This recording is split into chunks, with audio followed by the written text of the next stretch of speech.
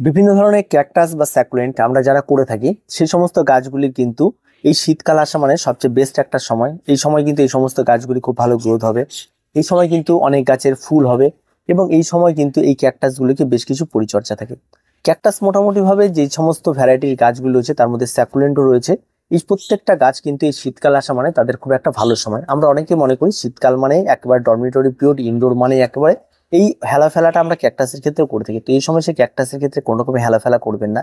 যে সমস্ত গাছগুলি ছোট ছোট পটের মধ্যে রয়েছে তাদেরকে বড় পটে রিপোর্ট করার চেষ্টা করুন। আর যে সমস্ত গাছগুলি মোটামুটি ভাবে গ্রোয়িং নিচ্ছে সেই সমস্ত গাছগুলিকে ফার্টিলাইজার ব্যবহার করুন। আর এখানে যে সমস্ত ফার্টিলাইজারগুলি ব্যবহার করবেন আপনারা এখানে এনপিকে 20-20-20 এবং এনপিকে 12-61-0 এই দুটো ফার্টিলাইজার 1 লিটার জলে 1 গ্রাম করে মিশিয়ে দিয়ে এই সমস্ত গাছগুলিকে প্রতি সপ্তাহে অন্তত স্প্রে করুন। সপ্তাহে না পারলে অন্তত 15 দিনে একবার আপনারা স্প্রে করে যান। গাছগুলি খুব ভালো একটা গ্রোথ পাবেন এই সময় এসে। আর প্রত্যেকটা গাছে কিন্তু চেহারা খুব ভালো হবে আর প্রত্যেকটা গাছ কিন্তু খুব সুন্দরভাবে বেড়ে উঠবে। এবার এর সঙ্গে সঙ্গে আপনাকে অবশ্যই তার মাটিটি যে রয়েছে সেই মাটির দিকেও লক্ষ্য রাখতে হবে। জল বিষয়টা অত্যন্ত গুরুত্বপূর্ণ এই ক্যাকটাসের ক্ষেত্রে। ক্যাকটাসের জলটা যখন আপনি দেবেন সম্পূর্ণ জলটা দিয়ে একদম ভিজিয়ে দেবেন, সম্পূর্ণ বেশি করে জল দিয়ে দেবেন, তারপরে গাছটিকে রেখে দেবেন অন্তত 7 দিন 8 দিন, আবার রেখে দিলেন। আবার যখন দেখবেন পুরোপুরি শুকিয়ে গেছে তখন আবার একটু জল দিলেন। এইভাবে আপনাকে ক্যাকটাস কিন্তু করতে হবে। আর ক্যাকটাসের মূলত যে বিষয়টি থাকে সেটা হচ্ছে ফাঙ্গাল আক্রমণ ঘটে। অবশ্যই আপনাকে নিয়মিত কিন্তু 15 দিন অন্তর অন্তর বিভিন্ন ধরনের অ্যান্টিফাঙ্গাল আপনাকে স্প্রে করতে হতে পারে। সেটা যার কাছে যেটা থাকবে। আমি যেমন সাব ব্যবহার করি, ব্লাইটক্স ব্যবহার করি। তো এই ধরনের ছোট্ট ছোট্ট যেগুলি রয়েছে কন্ট্রাস্ট বেস অ্যান্টিফাঙ্গাল, সেই সমস্ত অ্যান্টিফাঙ্গালগুলি আপনারা যদি এখানটায় 15 দিন বা আপনারা বিশেষ করে 15 দিনই সর্বোচ্চ হয় এভাবে স্প্রে করতে হবে, তাহলে কিন্তু গাছগুলির কোনো সমস্যা থাকবে না। এটা কিন্তু অবশ্যই আপনাকে করতে হবে, নাহলে অনেক সময় দেখা যায় ক্যাকটাসের যদি আমরা স্প্রে না করি তাহলে ফাঙ্গাল বা পচন ধরে যায় নিচ থেকে এবং পচন ধরে পরবর্তী কিন্তু ক্যাকটাসটাকে আর খুঁজে পাওয়া যায় না। আর এই পচনটা মূলত সবচেয়ে বেশি ধরে বর্ষাকালে, আর এই শীতকালে এসে তেমনটা ধরে না, তবুও কিন্তু আপনাকে সাবধানতাটা অবলম্বন করে যেতে হবে।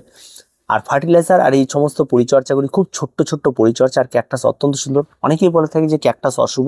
গাছ কখনো অশুভ হতে পারে না, তার কারণ হচ্ছে গাছ আমাদের পরিবেশের জন্য সবচেয়ে উপকারী একটা জিনিস।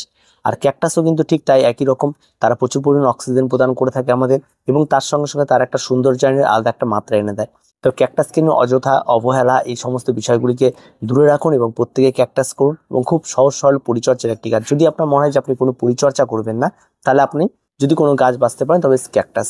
আবার অনেক সময় দেখা যায় আমাদের অনেক এই ওয়েদারে যে অনেক কিছু ক্যাকটাস বাঁচে না, তো আপনাকে সেগুলিকে বেছে নিতে হবে কোন ক্যাকটাসগুলি আমাদের এই ওয়েদারে খুব ভালোভাবে বাঁচছে, সেই সমস্ত ক্যাকটাসগুলিকে আপনাদের করতে হবে। আর যে সমস্ত ক্যাকটাসগুলি আমাদের এখানে থাকবে না অযথা, সেই সমস্ত ক্যাকটাস কিন্তু নিয়ে এসে আপনার টাকা নষ্ট হবে। কারণ ক্যাকটাস কিনতে গেলে কিন্তু কমপক্ষে 150 থেকে শুরু হয় এবং তারপরে কিন্তু প্রচুর দাম নিয়ে থাকে।